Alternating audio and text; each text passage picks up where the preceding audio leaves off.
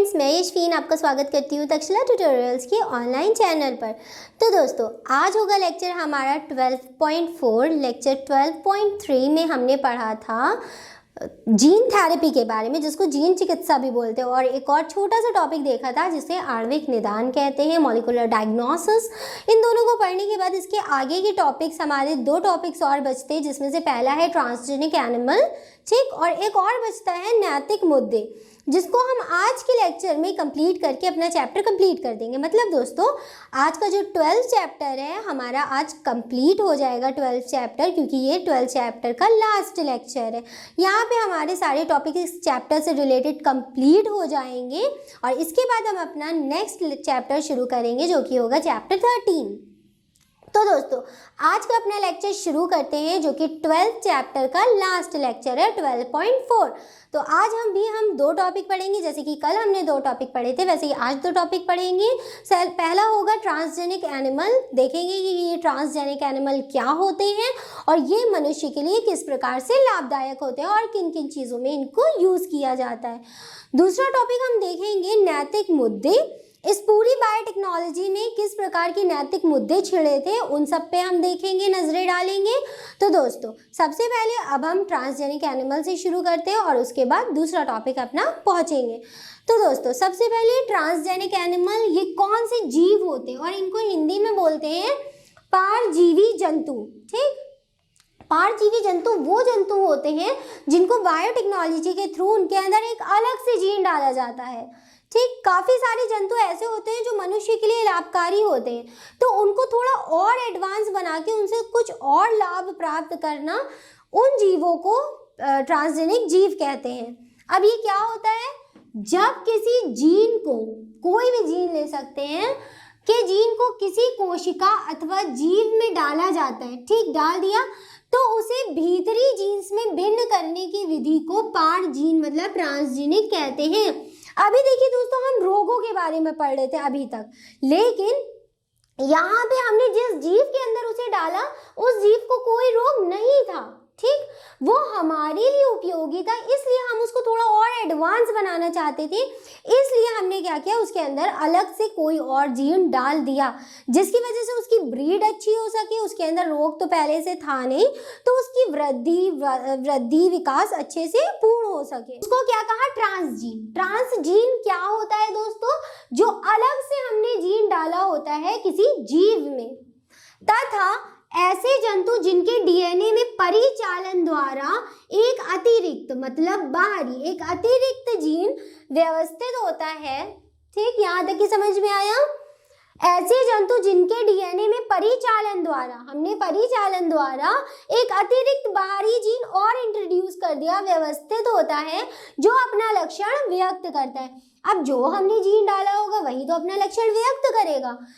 जो अपना लक्षण व्यक्त करता है उसे परजीवी जंतु कहते हैं। ऐसे जंतु क्या कहलाते हैं, परजीवी जंतु कहलाते हैं, जिसको ट्रांसजेनिक एनिमल बोलते हैं। परजीवी चूहे बनाए जा चुके हैं, खरगोश बनाए जा चुके हैं, भेड़, गाय, मछली आदि पैदा किए जा चुके हैं। ठीक, ये क्यों पैदा किए गए, चूहे लेबोरेटरीज में बहुत यूज होते हैं। जैसे कि अगर कोई नई वैक्सीन तैयार की गई है तो वो डायरेक्ट किसी ह्यूमन पे तो लगा नहीं देंगे और डायरेक्ट उसे मार्केट में तो सेल कर नहीं देंगे, उससे पहले उसे टेस्ट किया जाता है। तो उससे पहले उसे टेस्ट करने के लिए चूहे या बंदर का उपयोग किया जाता है, लेकिन इनके अंदर हम ऐसे ह्यूमन की जीन डाल देते हैं जिससे ये पता लगे कि जब ये ह्यूमन में जाएगा तो ह्यूमन को तो कोई नुकसान नहीं करेगा, किसी मनुष्य को तो कोई नुकसान नहीं करेगा। इसलिए हम क्या करते हैं, एक अतिरिक्त जीन चूहों में डालते हैं।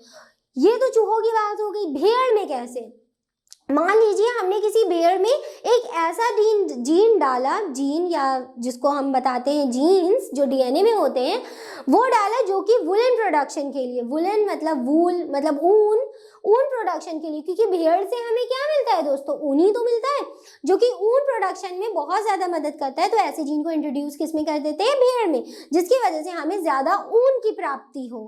ठीक, फिर आगे बढ़ते हैं गाय से हमें क्या मिलता है, दूध मिलता है। तो दूध का प्रोडक्शन अच्छा हो सके, इसलिए गाय में हम एक ऐसा जीन डाल देते हैं जिसकी वजह से दूध का अच्छा उपयोग हो सके, उत्पादन हो सके। ठीक दोस्तों, ये हो गया गाय के लिए, जिसकी वजह से गाय अच्छी ब्रीड की हो जाएगी। फिर आगे मछलियाँ, मछलियों का सबसे अच्छा एग्जाम्पल हमको लगता है, मान लीजिए हमने एक मछली ली, सालमन मछली, ठीक, जो कि थी इतनी बड़ी सी वो मछली थी। अब ये मछली है, ठीक, इसको मछली समझ लीजिए, थोड़ी टेढ़ी बनी है लेकिन छोटी सी मछली है ये। अब जो हमने ट्रांसजेनिक एनिमल बनाया, मान लीजिए मछली बनाई, एक ट्रांसजेनिक जंतु बनाया मछली के फॉर्म में, तो इसके अंदर जब हम एक जीन अंदर डाल देंगे तो ये मछली अगर इतनी बड़ी होने वाली होगी तो ये इतनी बड़ी नहीं होगी, ये इतनी बड़ी सी हो जाएगी, इतनी बड़ी। मतलब कहने का मतलब सिर्फ इतना है कि मछलियों का भी तो हम लोग यूज खाना पकाने में यूज करते हैं, बहुत यूज होता है मछलियाँ, बहुत लोग बहुत पसंद करते हैं मछलियाँ। तो इतनी बड़ी मछली ज्यादा पैसों में बिकेगी या इतनी बड़ी मछली ज्यादा पैसों में बिकेगी? आप नॉर्मली अंदाजा लगा सकते हैं कि ये जो बड़ी मछली है इसकी कीमत ज्यादा होगी, इसकी कीमत कम होगी। तो जब ये नॉर्मल मछली थी, हमने इसके अंदर जीन डाल दिया तो ये क्या हो गई दोस्तों, इतनी बड़ी हो गई। ये कहलाई ट्रांसजेनिक एनिमल। आई होप अब आपको समझ में आ गया होगा। लेकिन अब मान लीजिए हमने इसके अंदर जीन ना डाला होता, हमें कोई दिक्कत नहीं है, ये ऐसी है, तो बाद में कुछ समय बाद जब ये बड़ी हो जाएगी तो इसका साइज सिर्फ इतना ही बड़ा होगा, ना कि इतना बड़ा हो जाएगा। ये एक बहुत अच्छा एग्जाम्पल है इस ट्रांसजेनिक एनिमल को समझने का। अगर हमने किसी मछली में जीन डाला, ठीक, ट्रांसजेनिक जीन डाला जिसको पार जीन बोलते हैं, डाला, तो उसकी ब्रीड अच्छी होती है। ब्रीड मतलब जो उसकी वृद्धि और विकास होता है वो अच्छा होता है, वो बड़ी हो जाती है। लेकिन अगर हम नहीं डालते हैं तो कुछ समय बाद देखते हैं उसका साइज सिर्फ इतना बड़ा होता है, ना कि वो इतना बड़ा हो जाता है। तो ये दोस्तों एक ट्रांसजेनिक एनिमल है जो कि हमने कैसे बनाई है, उसके पहले उसके अंदर एक अलग पार जीन डालने से, और अगर नहीं डाला होता तो उसकी नॉर्मल साइज सिर्फ इतना ही सा होता। ठीक दोस्तों, तो ये थी मछली अच्छी नहीं बनी है। हाँ, ये वाले क्या हो गई, एक ट्रांसजेनिक एनिमल हो गई। मछली हो सकती है, चूहा हो सकता है, खरगोश हो सकता है, बंदर भी हो सकते हैं। बहुत सारी चीजें ट्रांसजेनिक बनाई गई हैं इसीलिए ताकि वो मनुष्य के लिए उपयोगी हो सके, फिर चाहे वो चूहे के फॉर्म में। अब चूहा मछली जैसे खाते, चूहा तो कोई नहीं खाता है ना, तो चूहा कैसे, चूहे जैसे ही हमने आपको बताया वो लेबोरेटरी के टेस्टेड के लिए बनाए जाते हैं चूहे। आप लोग ने बहुत सारी बुक्स में पढ़ा भी होगा या कहीं ना कहीं तो सुना ही होगा कि चूहों को भी यूज किया जाता है। कोई भी वैक्सीन अगर नई तैयार होती है तो डायरेक्ट तो डाल नहीं देते, तो उसको पहले चूहों में डाला जाता है, उसको बंदरों में डाला जाता है। तो उसको क्यों डाला जाता है, ताकि पता चल सके कि ये ह्यूमन के अंदर तो जाके रिएक्ट नहीं करेंगी। तो ये डालने के लिए हम ऐसे चूहे तैयार करते हैं जिनके अंदर पहले से ही ह्यूमन का जीन हो, क्योंकि चूहे का तो डीएनए अलग है और ह्यूमन का तो डीएनए अलग है, दोनों का अलग अलग डीएनए। हो सकता है कि वो चूहे में ना रिएक्ट करे, हमारे अंदर रिएक्ट कर जाए, मनुष्यों में रिएक्ट कर जाए। इसलिए हम क्या करते हैं, ह्यूमन का जीन लेके उन चूहों के अंदर डाल देते हैं ताकि उन चूहों के अंदर भी मानव वाला जीन बने। तो जब वो मानव वाला जीन बन जाता है, फिर उसके बाद हम क्या करते हैं, उसके अंदर जो नई वैक्सीन हमने बनाई होती है उसको ट्राई करने के लिए डालते हैं। अगर सब कुछ सही रहा तो बहुत अच्छी बात है, वैक्सीन सक्सेसफुल हो गई। और अगर उस चूहे को कोई डिसऑर्डर हो गया, कोई बीमारी हो गई या किसी भी वजह से उसको कोई रिएक्ट हो गया, तो वो वैक्सीन क्या होती है, कैंसल्ड हो जाती है। और ऐसे ही बंदरों के साथ भी किया जाता है, उनमें भी इंट्रोड्यूस किया जाता है ताकि पता लगा सके कि वैक्सीन ऐसी होती है कि नहीं। भेड़ों में ये वुलन प्रोडक्शन के लिए यूज किया जाता है और मछलियों को उनके साइज में बड़ा करने के लिए यूज किया जाता है। तो दोस्तों, ये है क्या, पारजीनी जंतु। ये वो जंतु होते हैं जो कि एक अलग से जीन इंट्रोड्यूस करने की वजह से बनाए जाते हैं और मानव के लिए उपयोगी होते हैं। अब ये किन किन चीजों में उपयोग किए जाते हैं, इसकी हेडलाइन पे भी हम एक बार नजर डालते हैं और आपको बताते हैं कि ये किस वजह से यूज किए जाते हैं। तो दोस्तों, अब देखते हैं कि ये मानव के लिए किस प्रकार से उपयोगी हैं। इन जंतुओं के उत्पादन से, किन जंतुओं के दोस्तों, ट्रांसजेनिक एनिमल यानी कि पारजीनी जंतु, इन जंतुओं के उत्पादन से निम्नलिखित लाभ भी मनुष्य को होते हैं। हमने सिर्फ 3 लिखे हैं, आप चाहे तो और भी लिख सकते हैं। पहला है सामान्य शरीर क्रिया व विकास। इसमें क्या होता है, नॉर्मल फिजियोलॉजी एंड डेवलपमेंट, ये इसकी इंग्लिश है। इसमें हम क्या करते हैं कि उनके शरीर का आकार देखते हैं, किसी पारजीवी जंतु में अलग से किसी वृद्धि विकास का डाल देते हैं, जैसे कि हमने आपको मछली वाला एग्जाम्पल बताया था, उसके लिए इसे उपयोग करते हैं। फिर रोगों का अध्ययन, मान लीजिए कोई जीव है जिसके अंदर कोई रोग, कोई मनुष्य का रोग है, उसके अंदर जीन डाल देते हैं, तो उससे लड़ने के लिए हम पहले से तैयार हो कि अगर इस मनुष्य को ये रोग होता है तो उसकी वैक्सीन पहले से तैयार हो, उसकी दवाइयां हम पहले से बना सके, उसका अध्ययन कर सके कि ये रोग क्या होता है, कैसे होता है। इस वजह से भी ट्रांसजेनिक एनिमल को बनाया जाता है ताकि उनके रोगों का, मनुष्य के रोगों का पता पहले से लगाया जा सके। फिर तीसरा है हमारा टीका सुरक्षा, जैसे कि हमने आपको बताया कि चूहों को बनाते हैं ट्रांसजेनिक एनिमल ताकि उनपे हम टीका, टीका मतलब होता है वैक्सीन दोस्तों, और सुरक्षा मतलब टीका की सुरक्षा, वैक्सीनेशन सुरक्षा इसकी। तो इस प्रकार से हम उनको बनाते हैं ताकि वो क्या कर सके, हम उन पे पहले इनको टेस्ट कर सके, उसके बाद ही किसी मनुष्य में उसका उपयोग कर सके। इसलिए टीका सुरक्षा के लिए भी इन्हें बनाया जाता है। दूसरा रोगों का अध्ययन करने के लिए। फिर तीसरा क्या बताया था, सामान्य शरीर व क्रिया के विकास के लिए। ये सब चीज़ों के लिए हम किसका उपयोग करते हैं, ट्रांसजेनिक एनिमल, परजीवी जंतुओं का। तो दोस्तों यहाँ पे परजीवी जंतु खत्म हुए। ये एक बहुत इंपॉर्टेंट टॉपिक था जो कि बोर्ड में पूछा जाता है कि परजीवी जंतु क्या होते हैं और इनसे लाभों का बताइए, लाभों को बताइए, क्या क्या होते हैं इनके लाभ। तो ऐसे क्वेश्चन पूछे जाते हैं। फिर अब हम बढ़ते हैं अपनी नेक्स्ट टॉपिक की तरफ जो कि है नैतिक मुद्दे। नैतिक मुद्दे क्या होते हैं, इसमें हमें पढ़ना है बायोपायरेसी और पेटेंट के बारे में। चलिए दोस्तों देखते हैं बायोपायरेसी और पेटेंट क्या होते हैं। तो दोस्तों ये हमारा लास्ट टॉपिक इस चैप्टर का जो कि है नैतिक मुद्दे, एथिकल इश्यूज। इसमें हमें दो चीजें पढ़नी है, एक है बायोपायरेसी और एक है पेटेंट। इन दोनों के बारे में पढ़ना है कि ये होता क्या है। तो देखिए बायोपायरेसी मतलब होता है, अगर सिंपल लैंग्वेज में बोले तो होता है चोरी, बायो की चोरी, मतलब जितने भी कोई भी ऐसा प्रोडक्ट है जो कि बिल्कुल हमने बनाया था और उसकी किसी राज्य या किसी मल्टीनेशनल कंपनी द्वारा की गई उसके जैविक पदार्थों की चोरी ही बायोपायरेसी कहलाता है। बिना उनको बताए, बिना उनकी इजाज़त लिए उनके किसी भी जैविक संसाधन का उपयोग करना और उसको अपने नाम से सेल करना या अपने नाम से बनाना, यही कहलाता है बायोपायरेसी। ठीक, बायोपायरेसी तभी इसको कहते हैं चोरी। किसकी चोरी, बायो की चोरी।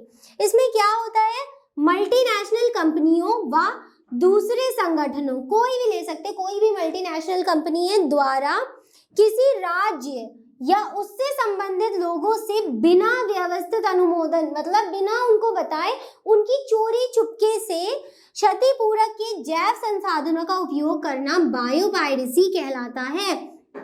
अब देखिए इसका एक बहुत अच्छा एग्जाम्पल बुक में मौजूद है। उन्होंने बताया है कि बासमती चावल, सबने सुना होगा बासमती चावल, जो कि बड़े बड़े चावल होते हैं जिनका पुलाव बनता है, वो वाले चावल। एक होते हैं नॉर्मल चावल जो छोटे छोटे से बनते हैं, जो ज़्यादातर रेगुलर यूज़ के लिए यूज़ किए जाते हैं, लेकिन एक होता है बासमती चावल। तो जो मल्टीनेशनल कंपनियां थी, सबसे पहले जो बासमती चावल था वो फार्मर्स, इंडिया के फार्मर्स ने उगाया था, लेकिन मल्टीनेशनल कंपनीज जो बाहर कंपनीज थी, उन्होंने क्या किया, इस फॉर्मूले को चुराकर बिना यहाँ की इजाजत लिए, बिना परमिशन लिए, उन्होंने बासमती चावल पहले तो उगाया, फिर उसके बाद उसको टेक्समती के नाम से बेचा। हम लोग बासमती बोलते हैं, उन्होंने क्या किया, टेक्समती के नाम से बेचा। फिर बाद में ये क्या कोर्ट में चला गया, फिर पता चला कि ये किसने उगाया है, कैसे किया है, तो बस कौन जीता, इंडिया वाले जीत गए। उससे पता चला कि जो ये बड़े वाले चावल, बासमती चावल उगाए जाते हैं, वो इंडिया के फार्मर्स ने सबसे पहले इजाद करे थे, इस खोज करी थी, जिसकी वजह से उनको इसका पेटेंट मिल गया। पेटेंट मतलब एक बिल्कुल मतलब एक पूरी तरीके से बना दिया गया कि हाँ कि ये इनको ही, इन्हीं से ही ये इजाद हुए, इन्हीं से ये खोज की गई है। तो ये होती है बायोपायरेसी। बायोपायरेसी एक बार फिर से बता देते हैं हम आपको बिल्कुल सिंपल लैंग्वेज में, कि गई चोरी, बिना किसी को बताए जैविक संसाधनों की गई चोरी। वो किसी भी राष्ट्र के हो सकते हैं, कोई भी हो सकता है, ठीक, कोई मल्टीनेशनल कंपनी होती है, इंटरनेशनल कंपनी हो सकती है, जो कि आपको बिना बताए आप ही की चीजों की चोरी करके उसको अपने ही नाम से बेचे, तो ये कहलाती है बायोपायरेसी। ठीक दोस्तों, फिर एक्सर्व मतलब इसको बोलते हैं पेटेंट। पेटेंट क्या होते हैं, किसी सरकार द्वारा ठीक, जैसे इंडिया की सरकारी ले लीजिए, किसी सरकार द्वारा अन्वेषक की उसकी खोज या अन्वेषक के प्रति दिए गए एक अधिकार है जिसके द्वारा किसी भी अन्य को उसकी खोज के व्यावसायिक प्रयोग से रोका जा सकता है। ये कुछ कुछ इसी से सिमिलर है, बस ये चोरी और ये हो गई उस चोरी को सुरक्षित रखना, मतलब कि उससे चोरी होने से बचाना। तो ये पेटेंट क्या होता है, ये सरकार द्वारा दिया जाता है। मान लीजिए कोई नई चीज आई तो उसकी खोज करनी है, तो उसकी खोज के लिए सरकार इजाजत देती है, फिर चाहे वो एक लिमिटेड टाइम के लिए हो, ये दिया जाता है कि हाँ ठीक है हमने ये चीज इस राष्ट्र को दे दी, वो बनता है पेटेंट। फिर पेटेंट बनाया जाता है उसका कि हमने इतने समय के लिए आपको ये चीज दी, आप इतने समय तक ही इस पर उपयोग प्रयोग एक्सपेरिमेंट कर सकते हो, उसके बाद ये चीज आपको लौटानी ही होती है, ये चीज आपकी नहीं है। कोई भी चीज हो सकती है, वो कोई भी जीन हो सकता है किसी भी तरीके से। तो दोस्तों यहाँ तक कि हमारा सेकेंड टॉपिक भी कंप्लीट होता है। तो दोस्तों आज का लेक्चर और आज का चैप्टर 12 हमारे यहीं पे कंप्लीट होता है। इस लेक्चर से रिलेटेड सारे नोट्स आपको नीचे डिस्क्रिप्शन बॉक्स में मिल जाएंगे। अगर कोई डाउट है इस चैप्टर से रिलेटेड या किसी और अदर चैप्टर से रिलेटेड तो आप हमें कांटेक्ट करके पूछ सकते हैं। तो दोस्तों आज के लिए बस इतना ही, मिलते हैं अपनी नेक्स्ट क्लास में। Thank you.